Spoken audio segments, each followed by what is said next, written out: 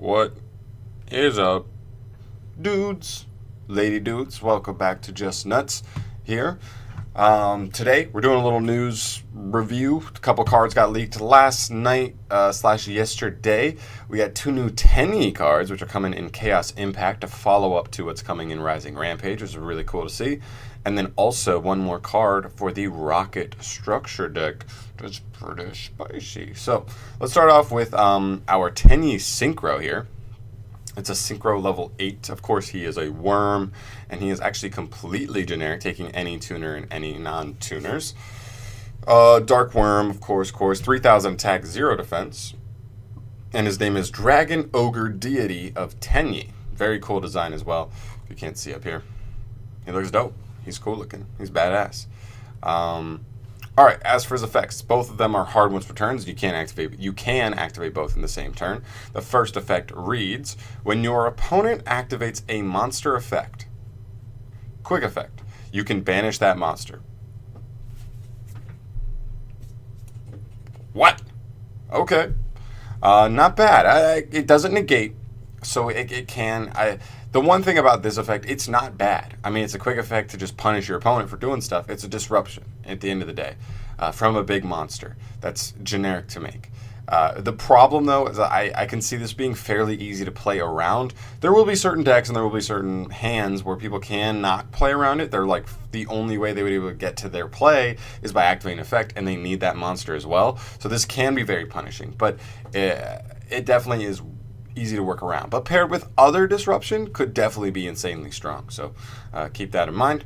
If this attacking card destroys an opponent's monster by battle and sends it to the graveyard, this card gains attack equal to the destroyed monster's original attack, and it can make a second attack on a monster during this battle phase.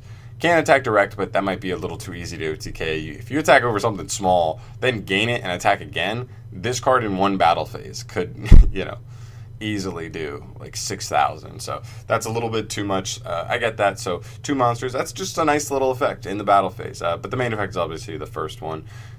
And overall, for just a generic synchro like this is pretty cool to see, honestly. I'm actually really happy to see this here. So weird. I don't remember if any of them are specifically tuners in the Tenyi archetype. Maybe they're just they're giving you the option to mix with other archetypes that just have tuners, but cool either way because it's generic.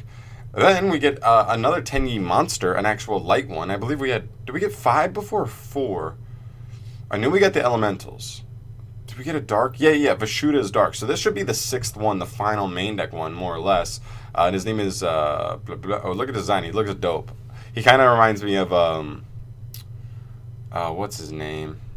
The big white dragon, the luck dragon from Never-Ending Story. Anyway, we have Tenyi Dragon Ajna, or Ashuna, we'll see. It's a light worm, obviously, level 7, 1,600 attack, 2,600 defense, so kind of the same idea as Vashuda. As for being so easy to drop out, they didn't want to give him too good of stats. Same idea with Danger Nessie as well. You can use each effect of this card once per turn. First effect says if you control no effect monsters, you can special summon this card from your hand. Okay, pretty simple. We've seen that. If you control a face-up non-effect monster, you can banish this card from your hand, and then you can special summon monsters for the rest of this turn. Or you cannot special... Sorry. You cannot special summon monsters for the rest of this turn except for worm monsters. Also, special summon one Tenyi monster from your deck except for itself. Alright, so kind of interesting here. This one is kind of nuts. I really like this one. I'm really happy to see this one because the other ones, my biggest gripe about the other Tenyi archetype, and I think it's really spicy, I think it's really cool, other than the field spell, like none of the cards in the archetypes are +1s. They're all just 1-for-1s. You just end up dumping your hand and you don't even plus. Kind of like Black Wings without Black Whirlwind. You just drop the 4 monsters you have in your hand on the field, and then you're left with 1 card in hand.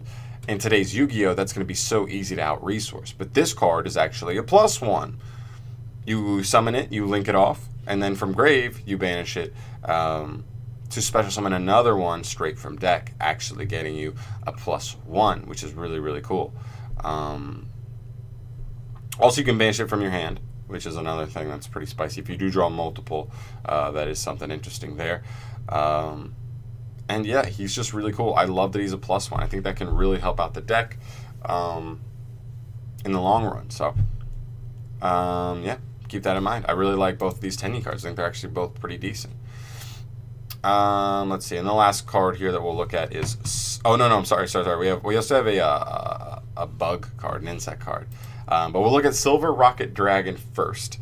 Really pretty cool design. 1900 attack, 100 defense, obviously a dark dragon. I love that he's 19. You guys know, I say it every time, if you have a nice engine piece that is a beater, I think that just gives you so much extra value. So yeah, Silver Rocket Dragon. It's just like little things, like with Thunder Dragon Era metagaming, and neither of the small baby Chaos Dragons can get over this. Like, it's just small things like that, making it a little bit harder for your opponent to work around. Really nice. It gets over Subterra Guru as just a normal summon, so there's utility there. Like, there's so much utility. There just really is. I think so. All right, so each of this effect is a hard once per turn. You can use both, though, in the same turn. His first effect says, when a Link monster's effect is activated, targeting this card on the field. Quick effect. You can destroy this card, then look at your opponent's extra deck and banish one of those cards. If you, like, I don't know where this deck will be and if they can pull this off turn 1.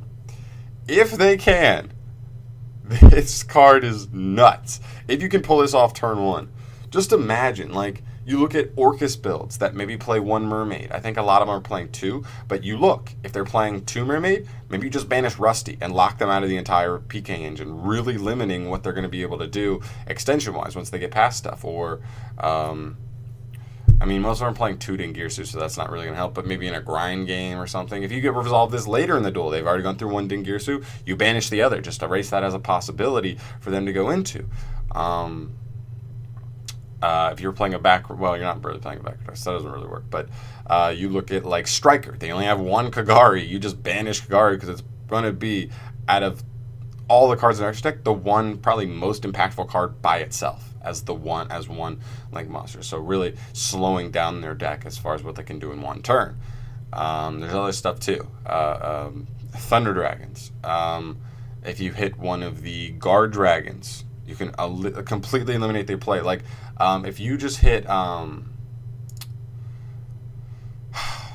would be the play? I guess, like, you could technically try and hit Triple Burst Dragon, and if they can't extend into Saryuja or don't play Saryuja, they probably play Saryuja. But if they can't extend into Saryuja with another Guard Dragon, then they literally cannot set up a Guard Dragon play, which is pretty spicy. And this is a quick effect. If you have a quick effect, like, you just think about, like, if you can summon a Boral Sword or a Borreload, let's say Borreload. Borreload as a quick effect could target this thing on your opponent's turn.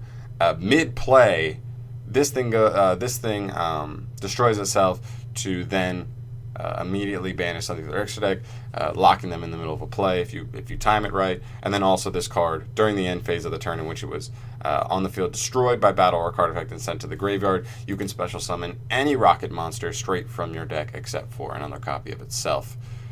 This card's kind of nuts. I like that it's not overpowered, it's not Litho Sagem, it's not Banish 3, because that's nuts, that cripples. This only cripples decks that have like specific choke points in their extra deck, which I really like. It punishes combo decks the most, I think. Because if you're not a combo deck, you probably don't have one-off extra deck cards that are that crucial, you know what I mean? So yeah, pretty spicy there. I really think this card is really interesting, so we'll see where that goes. And the last card we'll look at here is called Seraphim Papillon, which is a Link 3 supporting all insects, which is dope. I like insects. I just do. They're cool. Really cool design. I like it. Very majestic. No, that's not a word. Mystical? Jeez. Magical? Mystical? Just combine both of those. Majestical. That's my new word. Great. Bugs get another link, and it's really not that bad. Well said, Yu-Gi-Oh! Organization.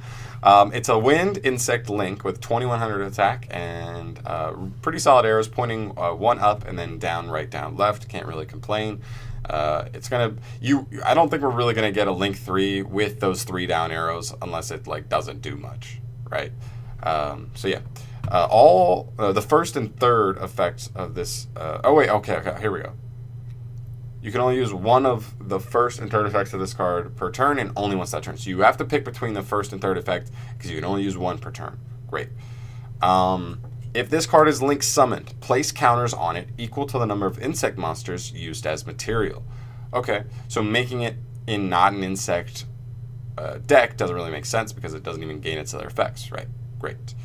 Second effect says it gains 200 attack for each counter on this card, so ideally you'd like to make it with 3 counters. That way it will be at 27 before removing any, which is actually pretty big for a Link 3.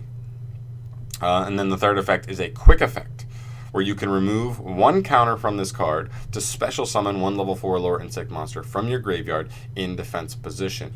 I love that this is a quick effect. I actually like the once per turn and only once per turn because you have it essentially locks you into using that first effect the turn it's summoned, because otherwise you're not going to be able to put another counter on it unless you're playing some jank stuff. So you need that first turn to get the counters, and then on your opponent's turn, you can even do it in the standby, just pull an insect out of the grave, which is pretty good. I mean, you trade like a Link 2 and 1 monster for this, and you're going to get another monster back. Like, you're just upgrading your board a little bit. I think this card's pretty cool. We'll see. I mean, we got the Battle Wasp stuff, and outside of like Insectors, well, with the ban list, with Dragonfly still at 1, I think Battle Wasps are probably better than Insectors. Maybe Insectors will be better if they got completely off the ban list, but we'll see if we get any more insect stuff. But this is pretty cool. I think this is really nice generic support. I think it's designed really well. It locks you into insects. The effect is not insane, but it's a pretty nice little extender. And yeah, that's pretty much it. I think that's all the real news we have today that's like crazy interesting. Yeah, cool. Really cool stuff. We're starting to get Chaos Impact stuff. I always love it when we start getting new stuff for a whole set because we got 100 cards to go. So we've got a lot of stuff coming. So get pumped for that, guys. I know I am, and I love you. Thank you for watching the video. I'll see you in the next one, and peace.